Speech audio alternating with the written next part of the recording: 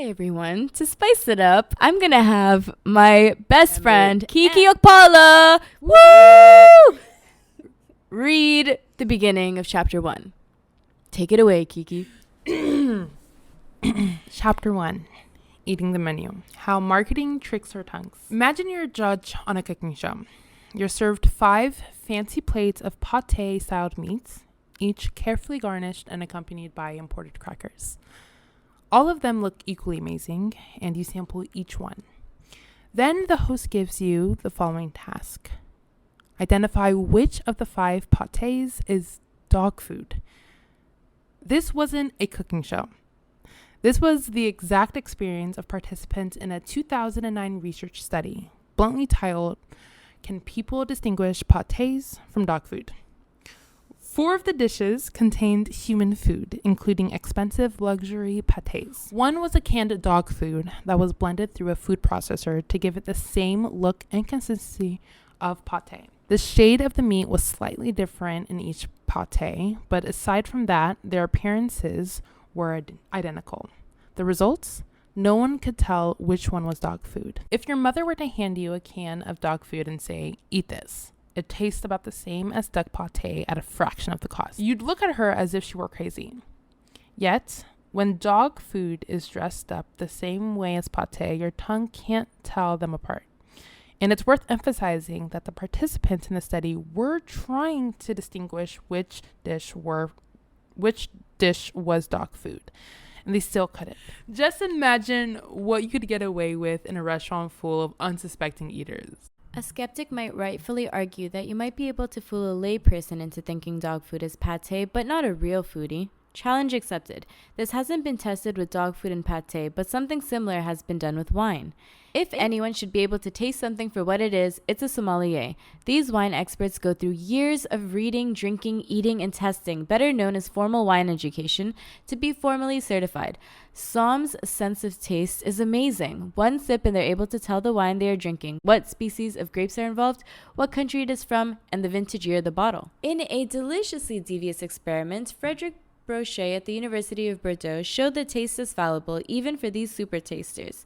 He provided sommeliers with 2 different glasses of wine, one red and one white, and he had them review each wine. Unknown to the sommeliers, the red wine was the exact same wine as the white, just with red food coloring added. Not only were the wines perceived as tasting completely different, but the red wine was described as if it had red ingredients. Tasters of the white wine described it with flavors like honey and citrus, while the red wine was described like tasting like raspberry and mahogany. This is despite identical information reaching the tongue. The dog food eaters shouldn't feel too bad. The pros get fooled too. Beyond suggesting a new approach for cost-cutting in high-end restaurants, these findings illustrate a fundamental insight about how we experience the world. What we taste is much more than what meets the tongue. We don't experience the food we eat directly. Guys, it's getting to the exciting part. Okay, we don't experience the food we eat directly. There's a massive gap between the objective sensation of the food hitting our tongues and what our brains ultimately experience. As the great philosopher Alan Watts describes, we eat the menu, not the food. In other words, we're always one step removed, experiencing our own internal descriptions of the world rather than the world itself. In neuroscience, this gap is humbling evidence of perceptual fallibility. We don't, perhaps can't, experience the world as it is. In marketing, this gap represents something altogether: opportunity. Guys, okay, this should have blown your mind if it didn't. We don't, perhaps can't, experience the world as it is, which means that we as humans do not have the ability to objectively perceive anything. Isn't that crazy? Okay. In marketing, this gap represents something altogether: opportunity. The opportunity to tweak, influence, and fundamentally alter consumers' innermost experience of reality. What more could a marketer want in their pursuit of persuasion than the ability to alter reality itself in their favor? At the most basic level, marketing tweaks the consumer's experience of oneself through the use of others. Restaurants curating not only our meal, but the music, the decor, and more. At a deeper level, it alters the consumer's beliefs about what's being consumed. Dog food only tastes palatable when you believe it may be pâté. And finally, in the most extreme cases, It ingrains these perception-altering beliefs so deeply that a brand literally etches itself into the architecture of our brains. That's like Colgate or Kleenex. The opportunity to do all of this exists because of the strange ways our brain copes with this gap between external objective reality and internal subjective perception. Over the years, brands have converged on clever ways of inserting themselves into this gap, fundamentally altering our experience of reality in the process. The gap between objective reality and subjective perception is the marketer's playground. To better understand this gap and how it's filled, we first need to take a deeper dive into how the brain constructs our experience of day-to-day life. The guessing game, mental models. Our brains don't experience reality directly. Instead, they construct a model of it, which neuroscientists call a mental model.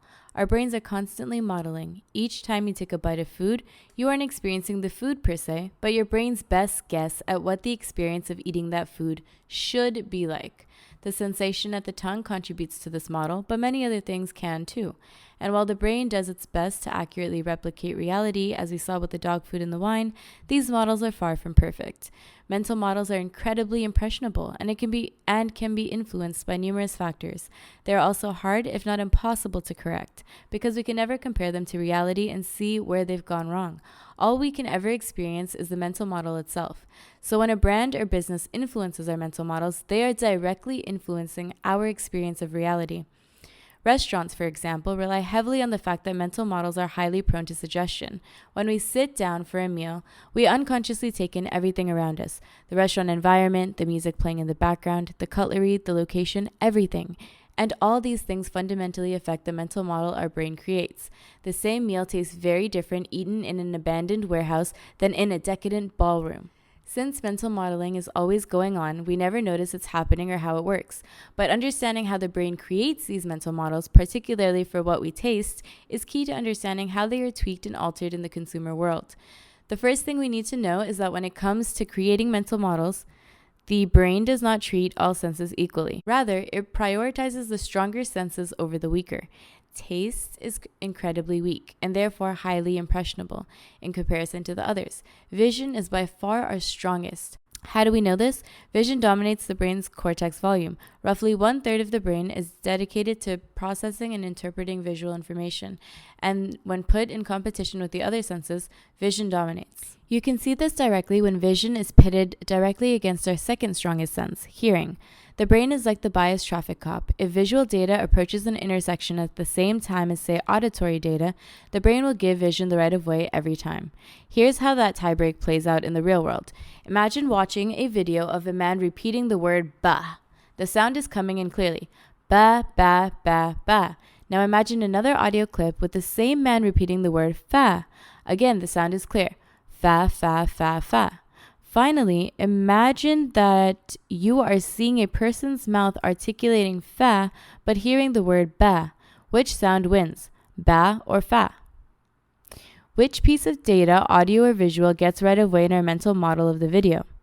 It's the visual one, every time. Even though objectively the sound we hear is ba, our mental model takes its cue from the visual domain, and we ultimately hear fa instead. This phenomena has been replicated dozens of times and is known as the McGurk effect. It's no surprise then that vision has such a strong impact on our brain's model for taste, our weakest, least developed sense. Recently, more studies have replicated the results of the wine test with one key difference. Rather than food coloring, augmented reality was used to change the wine's color from red to white. And even though the change in appearance was digital, which participants viewing the wine only through AR lenses, the results were the same. Red wine tasted like red things, such as berries and dark spices, despite the actual substance remaining unchanged. It's like something straight out of Black Mirror. Changing the color of food in the virtual world shifts our perception of food in the real world.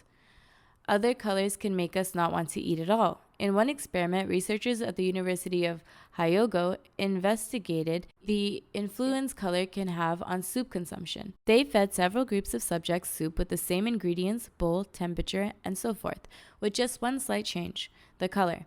Tasteless dyes were used to test the response to each color. A striking pattern emerged. Blue dye decreased participants' willingness to eat. Their reports of the soup's palatability and their feeling of comfort associated with having soup more than any other color. Moreover, the blue soap elicited the most anxiety and the least satisfaction. In other words, subjects were unsatisfied simply because their soup was blue. In the previous experiments we've discussed here, participants were duped while consuming a known item. Both pâté and red wine were familiar to the subjects. They knew what these items should taste like. Not so much with blue soup, and yet their perception of blue food was still affected. This is because their mental model of blue soup was informed by what they thought blue food means. Whether ingrained through evolution or based on our experiences in our lifetime, the brain implicitly understands that blue food may not be safe, since it doesn't occur naturally in healthy foods. When we do see blue in the food world, example unspoiled meats, it's usually a bad sign. As the late great George Carlton explained, red is raspberry, cherry, and strawberry. Orange is orange. Yellow is lemon. Green is lime. Brown is meat. There's no blue food. Don't say blueberries. We know they're purple. Blue cheese? No. Blue cheese is just white cheese with a bunch of mold in it. The soup eaters may not have had an explicit understanding that the color blue is suspicious when it comes to food, but outside of their awareness, their brain used this latent meaning to, color their mental models of how they experience soup. Believing is seeing. The ability of a strong sense to influence our perception of a weaker one is a good illustration of how our mental models are imperfect and impressionable. But that's only the beginning. Mental models are even more heavily influenced by our beliefs, what we understand to be true about what we're consuming. Imagine enjoying a meat dish with a glass of Merlot at a Michelin 3-star restaurant. It's savory, well cooked, and tastes amazing, at least until the waiter comes by and asks you how you're liking your horse-faced sausage. With this piece of knowledge penetrating your mental models, your next bite might taste very different. In other words, your beliefs about eating horse meat influences your mental model of the dish, which in turn affects your perception of the dish's taste. Even when you're in between bites, it was horse meat before you knew, and it's horse meat now. Yet somehow, one bite later, it just doesn't taste the same. While eating horse meat is common in many European and Asian countries, in America, it's somewhat taboo. There's nothing inherently unpalatable about horse meat, but your enjoyment of it depends on the beliefs you bring to the table. Your beliefs about what you're eating affect your mental model, and therefore the experience of eating itself. In a famous sequence from Pulp Fiction, Jules, played by Samuel L. Jackson, philosophizes about this very point, refusing to even try pork because it comes from a pig, based solely on his beliefs that pig is a filthy animal. Sewer rat may taste like pumpkin pie, but I'd never know, because I wouldn't eat the filthy motherfucker.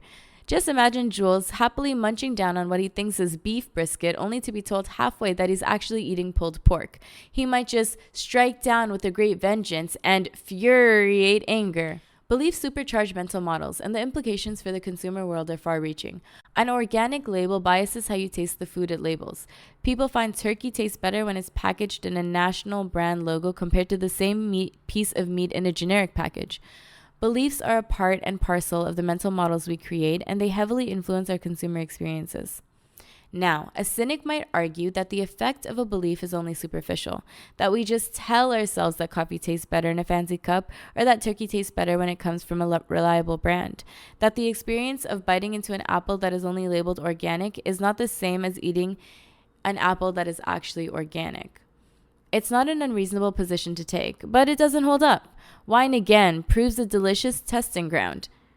Countless studies have shown that if people believe they are drinking expensive wine, they report experiencing it being more enjoyable. But one seminal piece of research went beyond self-reporting and looked directly at its participants' brain. Baba Shiv's research team at Stanford used functional machines to observe subjects' pleasure centers, a region deep inside the brain called the nucleus accumbens. They tasted 2 different glasses of wine. One was described as very expensive, and the second as cheap. The research team found that the neurons in the pleasure center fired actively when participants were told that they were drinking expensive wine. When they were told they were drinking cheap wine, no fireworks.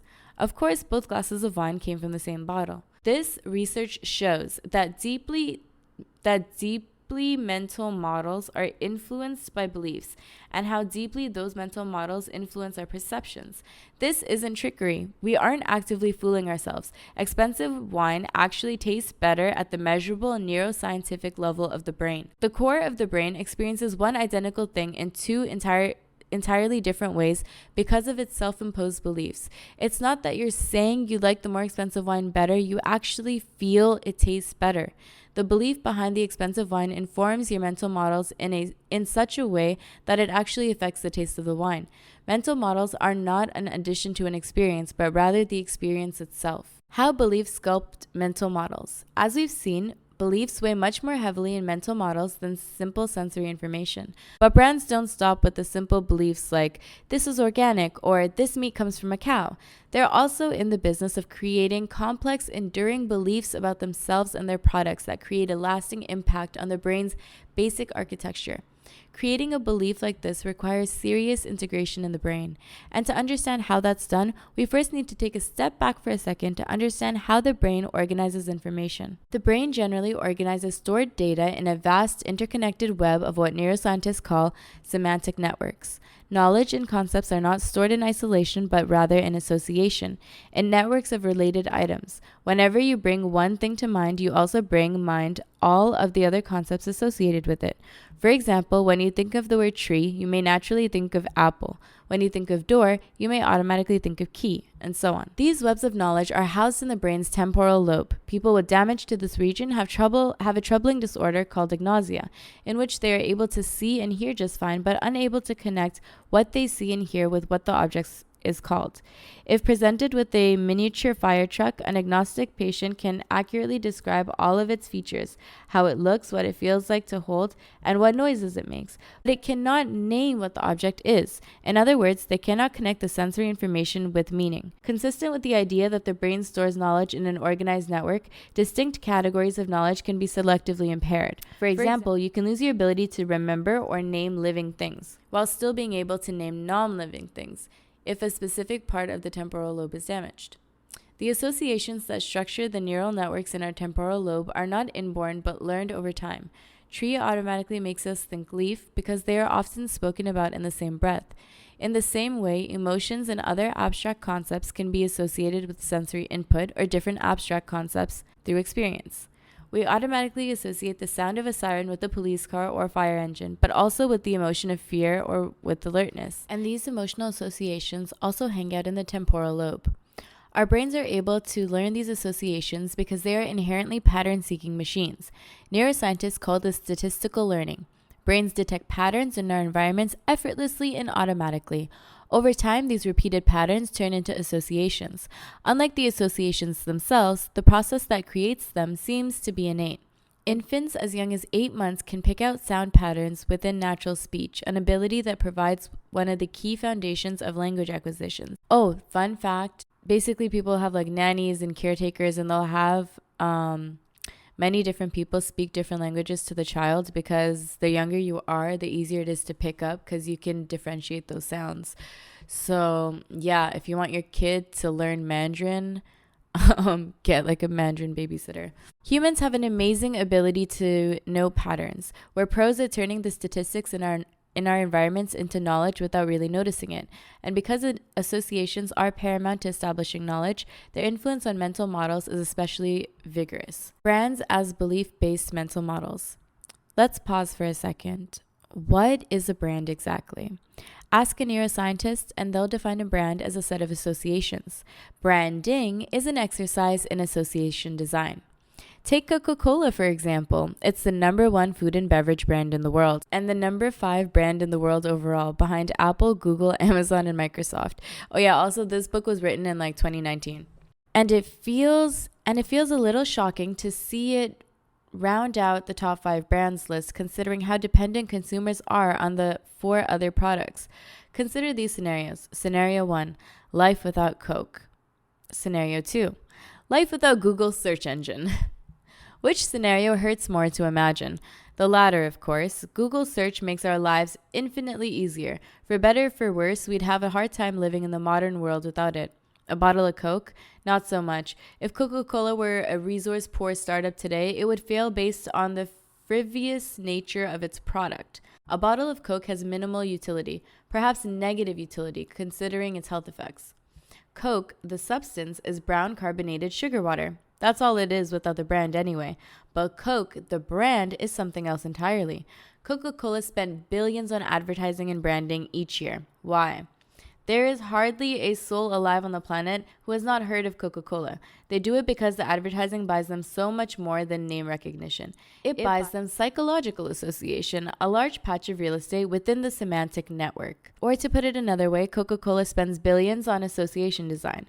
And not just any association. Coca-Cola spends billions to associate Coca-Cola with happiness. How do you sell soda to the masses? Associate said product with what the masses want, happiness. A successful association of sugar water with happiness has created $200 billion in value. In the everyday consumer world, the effect on consumption of the company's brand, their association with an abstract concept such as happiness, is difficult to isolate. When you enjoy a sip of Coke, for example, you do not consciously attribute 25% of your perception to the sensory experience of the beverage itself and 75% to the abstract associations you have with the brand. Instead, you have one congruent mental model, the kind of seamless experience that Coca-Cola is arguably the best at creating. This makes their brand all the more impressive. How does Coca-Cola do it? By carefully crafting their place in our temporal lobe through association design. Coca-Cola spends $4 billion a year on association design through advertisements and other digital and offline marketing campaigns. All of the above have one singular goal: to hammer into your brain the Coke equals happiness, so that this association will inform your choice of beverage the next time you want something to drink.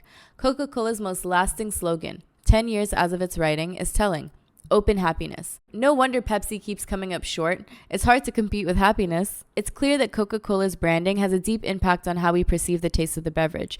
But when a brand becomes deeply embedded like this, is it possible to quantify how effective the brand is at influencing our perception? In the real world, no. It's all one seamless integration, but in a controlled environment, certain experiments can help tease out the specific contribution of the brand to our mental model of the product compared to that of the substance itself. The most famous example of this is the Pepsi Challenge. The Pepsi Challenge was a long-run marketing campaign that Pepsi launched in 1975.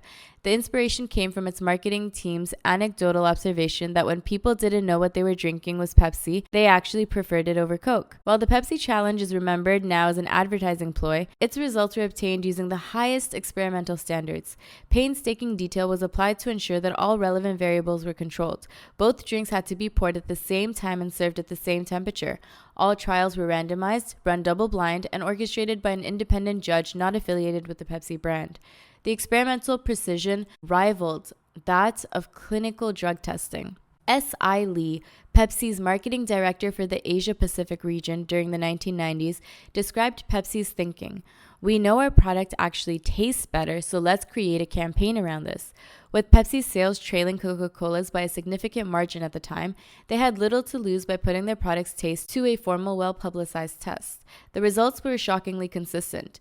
When tasters knew which brand they were drinking, 80% preferred Coke, while only 20% preferred Pepsi. However, when brand information was withheld, blind taste testers preferred Pepsi to Coke 53 to 47. The results were tutored by the marketing team and quickly replicated in every region in which both colas were sold. Based on taste alone, Pepsi was consistently superior. However, the main marketing victory for Pepsi came from an unexpected source: die-hard Coke fans. Coke loyalists were confident that their soft drink was better, and they were sure they knew the difference between it and other sodas. These loyal Coke fans ended up being a major focus of the campaign. They were asked ahead of time what they liked most about Coke, and nearly all of them said taste. However, based on the experiment, they didn't really like the taste of Coke as much as they thought. They only liked it when they thought they were drinking Coke. The branding did the majority of the tastings work by influencing Coke fans' mental model of the cola. Coca-Cola has a major advantage in the soda market because its name has been etched into the brain semantic network. The mere idea of Coke activates the brain in a profound way.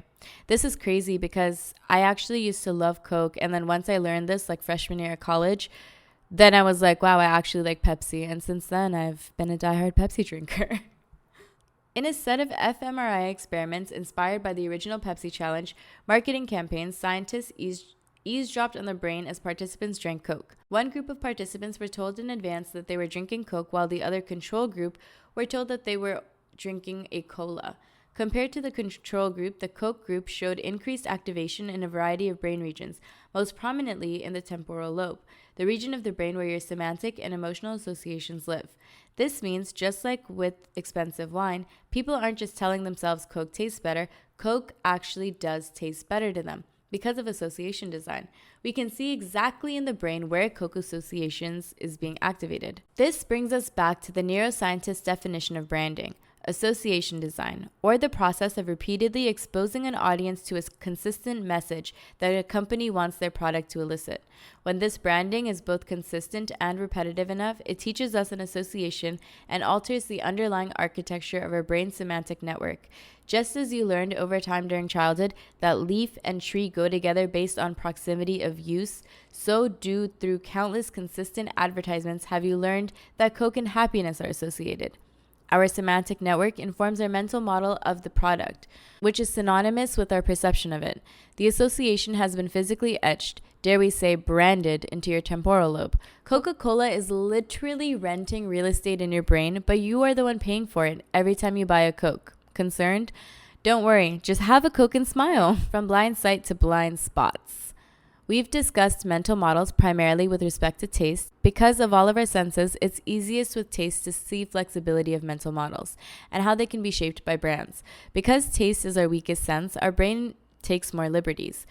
That is, the mental model for which we eat and drink is much more prone to the influence of beliefs, like those elicited by the fanciest of restaurants we're eating at, the brands of the cola we're drinking, or the organic sticker on the apple we're about to bite into. But even vision, our most dominant, reliable sense, is subject to influence of belief. Our brains are constantly creating mental models for what we see, making the world up as we go along. The greatest example of this is the existence of the perpetual blind spot. The brain sees by processing visual information received by the retina, the millions of cells in the back of each eye that register light from the outside world. The retina sends these visual signals via the optic nerve to the rest of the brain for processing. However, at the point in each eye where the optic nerve meets the retina, there aren't actually any retinal cells, meaning each eye has a blind spot, where we receive no information from the outside world. This blind spot is about the size of a thumbnail and is located 15 degrees from the center of our field of vision. Chances are you've never noticed the existence of blind spots. One reason, of course, is that we have two eyes. What one eye misses, the other eye can pick up, but when we close one eye, we don't see a blob of empty black space. The reason is mental modeling. Our brain is constantly making things up as it goes, filling in what we expect to be there. To fill in our blind spot, our brain guesses at reality, based either on our sensory data or the internal belief. And its guesses are pretty remarkable. Think about it. We go our entire lives unaware that this blind spot even exists. Our blind spot also illustrates just how prevalent mental modeling is. It's not something our brain does every once in a while in an ambiguous situation with conflicting signals like eating fancy-looking dog food or hearing the sound of pho when a person's mouth is saying ba.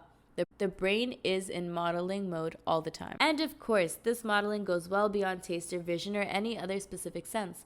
Our brain is constantly modeling the full experience of reality itself, in all of its complexity and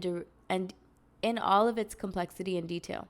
And just like models for taste, our model of reality, too, is incredibly impressionable. This is why Coca-Cola is far from alone in working hard to deeply integrate themselves into our brains. Brands strive to become synonymous in your mind with abstract inspirational ideals. BMW has associated its products with perfection, Ford Motors with toughness and reliability, Apple with sleek minimalism, Corona with relaxing on the beach, and so on and so on. Branding, the systemic altering of our beliefs about a company, fundamentally changes how we experience a company's products. This is deep, y'all. This is what I'm saying. There's so many layers to this shit. This, again, is why established companies with almost universal name recognition continue to spend billions of dollars a year on advertising. Branding is much more than just getting your name out there. It's about becoming ingrained with exactly the right attributes and associations in the consumer's brain. Okay, so then there is a diagram and then there's instructions. So I'm not going to do that because this is not going to make sense. So y'all should check out chapter 1 so you can do the exercise and see how you have a blind spot. Nike is a great example. The brand has associated itself with the demigods of sports and striving to become the personification of brand's namesake, the Greek goddess of victory. As a result, it feels different wearing a pair of Nikes than it does a generic brand, emotionally and psychologically. above and beyond the physical feel of the shoes themselves. Our mental model for the experience of wearing Nike shoes brings in not only the sensory data involved, but the latent brand knowledge that we have come to associate with Nike over time. Red Bull has pulled off a similar feat, but with extreme energy, illustrating that brands don't just influence how we taste, but how we feel. Controlled studies, think Pepsi Challenge, but for energy drinks, have found that consumers have taken Red Bull's branding quite seriously.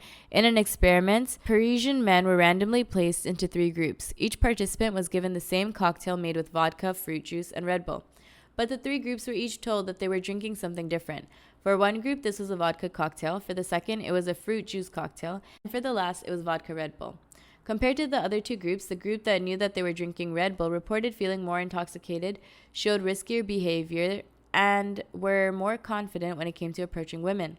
It's your associations with the brand and not the drink itself that really gives you wings.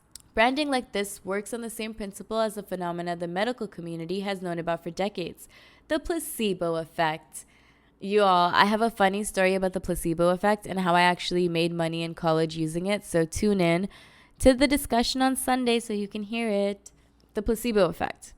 As long as the person taking it believes it's medicine, a sugar pill labeled as medicine will often work just as well as the medicine itself. This is exactly what brands are doing, labeling sugar pills as medicine, except the sugar pill is their product and the medicinal effects are the abstract emotions and concepts they have calculated. Recent work using fMRI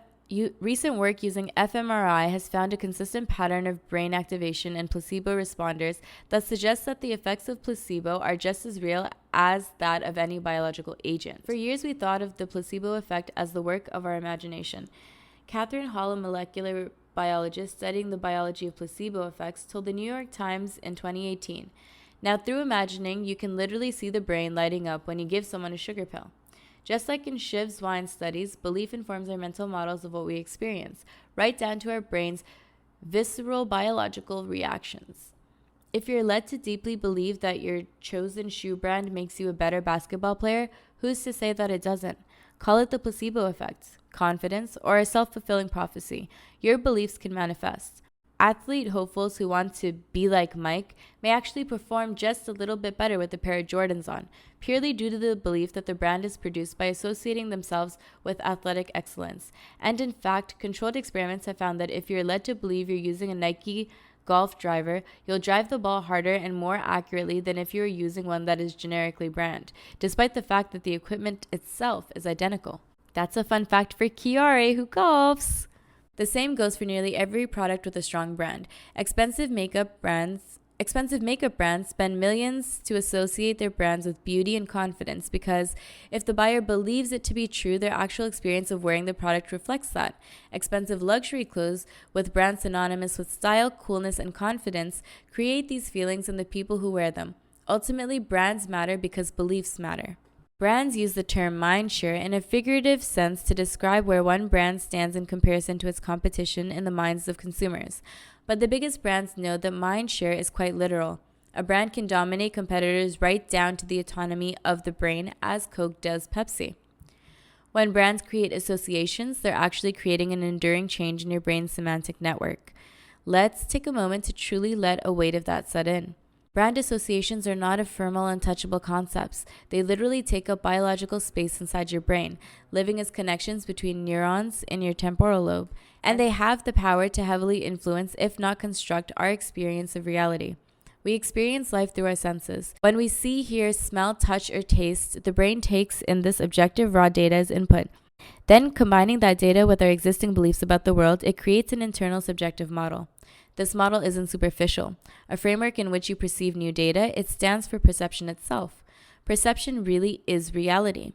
We are never consciously aware of the mental model process, what happens in our brain between taking in objective data and producing subjective experience. And for marketers, that lack of awareness, as much as that gap between experience and perception itself, represents opportunity. Through tweaking your other senses instills beliefs and etching themselves deep into the brain, brands can commandeer this modeling process and in turn fundamentally alter our perception of reality. All of this is unique to Homo sapiens. Do you think your dog experiences the taste of food differently depending on whether it's labeled as Alpo or a generic brand? Not a chance. But humans are strange creatures. Our experience of the world is complex and impressionable. For better or for worse, we eat the menu, not the food. Brands probably aren't putting dog food on the menu, but we probably wouldn't be able to tell if they did. And that brings us to the end of chapter 1. Thank you all for listening. I hope you all found that fascinating. And I hope to see you all with your mimosa or coffee or blunt on Sunday morning at 11 a.m. Come, I have a story to tell you. And then I also have a really cool video that I want to share. Always fun to watch. And I'd love to discuss it with you all. And it's actually done by a gum brand. So yeah, I hope you all tune in and I see you all then.